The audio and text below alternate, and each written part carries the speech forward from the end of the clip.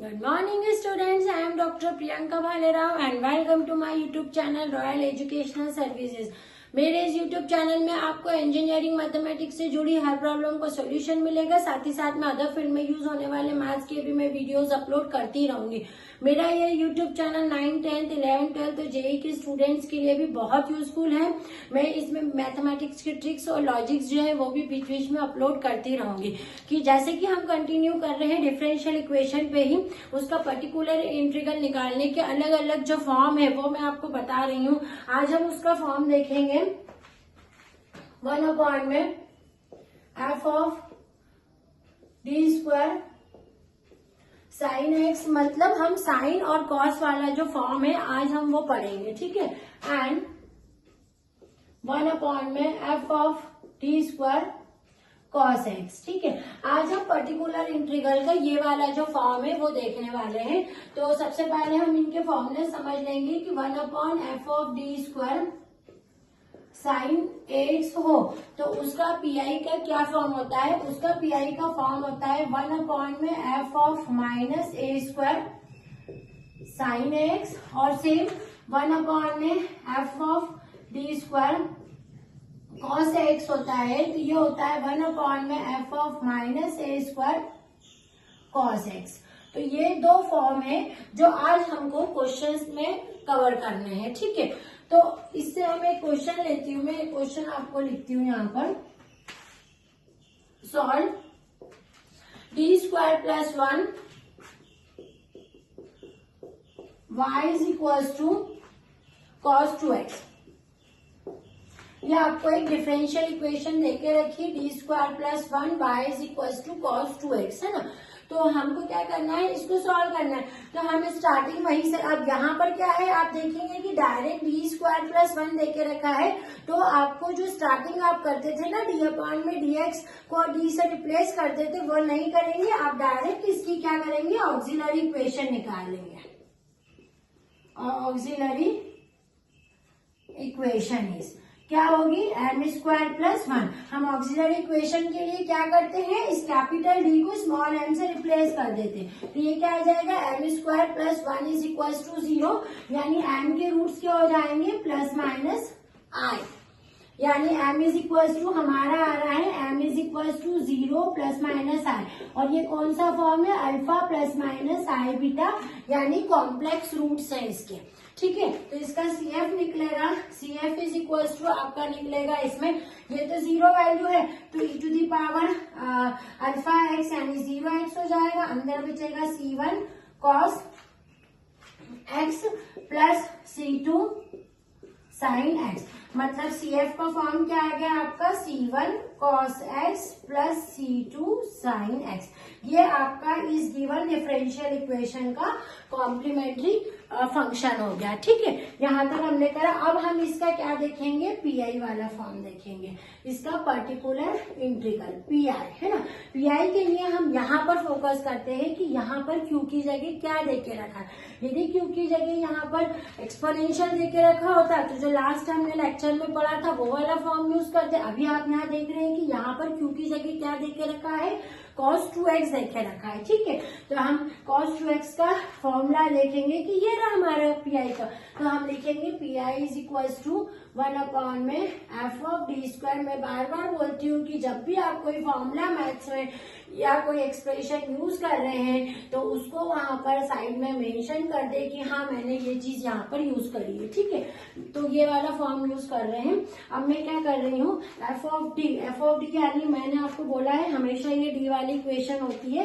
ये क्या हो जाएगी, 1 में D square plus 1 cos x, यानी आपकी कॉस एक्स की जगह क्या है, 2 है। तो यहाँ क्या आ जाएगा बच्चे, यहाँ पर 2x आ जाएगा cos 2x। तो ये क्या हो जाएगा, 1 में हम क्या कर रहे हैं, इस 2 से इस डी स्क्वायर को रिप्लेस कर रहे हैं। तो minus of 2 square plus 1 cos 2x, ठीक है।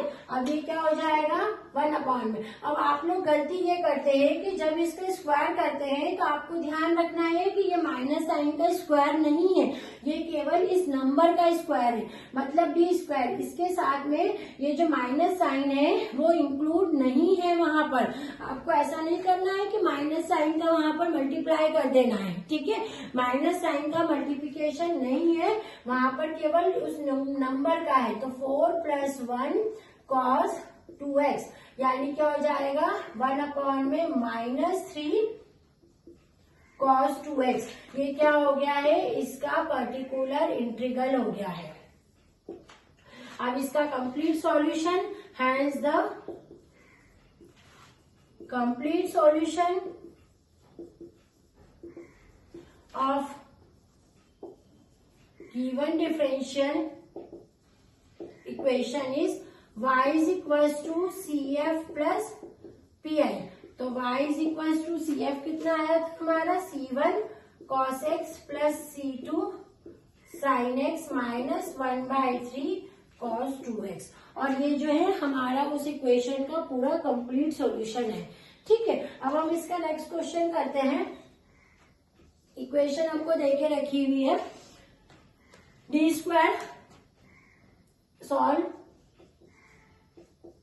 D square plus D plus 1 y is equals to sine 2x, ठीक है। आपको इक्वेशन देके रखिए D square plus D plus 1 bracket y is equals to sine 2x, है ना।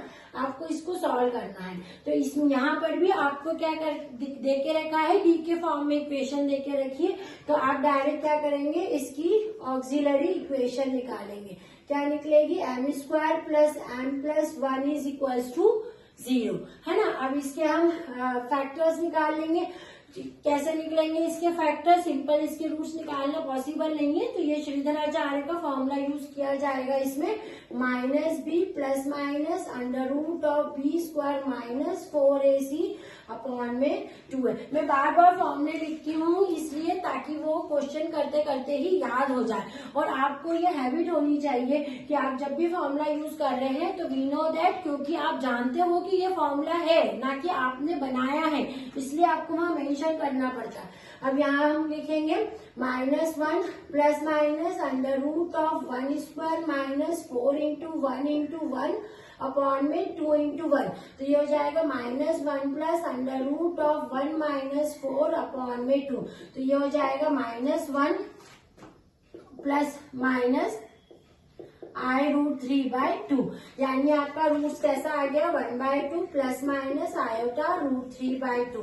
ये आपके इसके रूट्स आ गए, जो कि किस फॉर्म में देके रखे हैं, ये इमेजिनरी रूट्स के फॉर्म में देके रखे हैं, अल्फा प्लस आई बीटा, है ना। तो इट हैज कॉम्प्लेक्स रूट्स, इसके कॉम्प्लेक्स रूट्स हैं। और कॉम्प्लेक्स रूट्स हैं तो कॉम्प्लेक्स रूट्स का फॉर्मूला मैं आपको बता चुकी हूँ CF का। वो क्या होता है आपका, यहाँ पर हो जाएगा आपका e⁻⁻ -1/2x into C1 cos √3/2x plus C2 sin √3/2x। ये इसका CF हो जाएगा पूरा, ठीक है। अब CF निकालने तक का तो सही है, उसके बाद में हमको जब इसका पूरा सॉल्यूशन निकालना रहता है तो हम किस पे फोकस करते हैं, इसके PI वाले हिस्से पे फोकस करते हैं, ठीक है। तो इसका PI वाला हिस्सा हम देखेंगे कि PI में क्या देके रखा है। PI में आपको sin 2x देके रखा है। तो अगेन हम लिखेंगे PI is equals to 1 upon में f ऑफ, ये वाला फॉर्म लगाएंगे, d² sine of ax is equals to 1 upon में f of -a² sine ax, है ना। अब इसकी जगह हमारी कौन सी इक्वेशन आ जाएगी, ये वाली आ जाएगी। तो 1 अपॉन में d² plus d plus 1 sine ax की जगह क्या है, साइन 2x है आपका, ठीक है। तो आपने लिख दिया 1 अपॉन में d² plus d plus 1 sine 2x, sine 2x आपने यहाँ पर लिख दिया। अब आपको इसको सॉल्व करना है। आपको पता है कि इससे आप ये रिप्लेस कर देंगे। तो हम रिप्लेस करते हैं 1 अपॉन में 2² plus 2 plus d plus 1 sine 2x। तो ये देखिए क्या हो जाएगा 1 में -4 plus D plus 1 sine 2x, यानी क्या हो गया 1 में -3 डी -3 कर दो, डी -3 साइन 2x। ठीक है ना। आपका क्या आ गया है 1 में डी -3 साइन 2x आपका पी आई आ गया। अब हम देखेंगे कि यहाँ पर वापिस से डी आया हुआ है। यदि ऐसा केस बन रहा है ना आपका कि आपका पी आई देखो ऐसा बन गया यहाँ पर 1 में डी -3 साइन 2x। तो जब ऐसा केस बनता है तो इसको और आगे सॉल्व किया जाता है, इसका रैशनलाइजेशन किया जाता है डिनोमिनेटर में। जैसे कुछ डी के फॉर्म में बच रहा है ना, तो उसको सॉल्व करने के लिए इसका रैशनलाइजेशन होगा। रैशनलाइजेशन यानी यहाँ जो भी साइन रहेगी उसके अपोजिट साइन से मल्टीप्लाई एंड डिवाइड होता है। मतलब इसमें मल्टीप्लाई एंड डिवाइड हो जाएगा डी प्लस 3 का, इस टाइप से।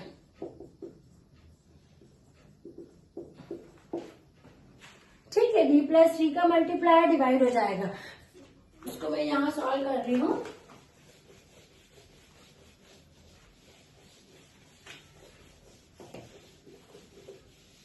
ठीक है, तो ये कैसा हो जाएगा आपका, है ना, डी प्लस 3 अपॉन में डी स्क्वायर -9 साइन 2x। मतलब a माइनस बी और a प्लस बी का अपन ने फॉर्मूला यहाँ यूज कर दिया। तो ये क्या हो गया डी स्क्वायर -9 का यहाँ फॉर्म बन गया, डी स्क्वायर -9। अब वापस हम पी आई का फॉर्म लगा देंगे तो ये डी स्क्वायर जो है इस माइनस इससे रिप्लेस कर देते हैं। तो डी प्लस 3 यहाँ क्या हो जाएगा -2 का स्क्वायर -9 साइन 2x। तो ये कितना हो जाएगा डी प्लस 3 अपॉन में -4 -9 साइन 2x। तो ये कितना हो जाएगा डी प्लस 3 अपॉन में -13 साइन 2x। ठीक है, इसको ऐसे लिख देंगे तो ज्यादा क्लियर होगा। ये फॉर्म आपका आ गया। अब इसमें हम क्या करेंगे, इस साइन का इस डी में मल्टीप्लाई और इस साइन का इस 3 में मल्टीप्लाई कर देंगे। तो इसको सेपरेट टर्म कर लो, है ना। तो इसको हम -13 यहाँ लिख देते हैं, D sign 2x plus 3 sign 2x कर दिया। अब डी का मतलब होता है डिफ्रेंसिएशन। ठीक है, यहाँ डी का मतलब क्या है, डिफ्रेंसिएशन। डी लगा है ना साइन 2x का, इट मीन्स आपको साइन 2x का डिफ्रेंसिएशन निकालना है। तो ये जाएगा -1/13 साइन 2x का डिफ्रेंसिएशन आप करेंगे तो ये हो जाएगा 2 cos 2x, और ये ऐसे ही लिखना है आपको साइन 2x। ठीक है, तो आपका क्या आंसर आ जाएगा -2 अपॉन में 13 cos 2x -3 अपॉन में साइन 2x। ठीक है, -10।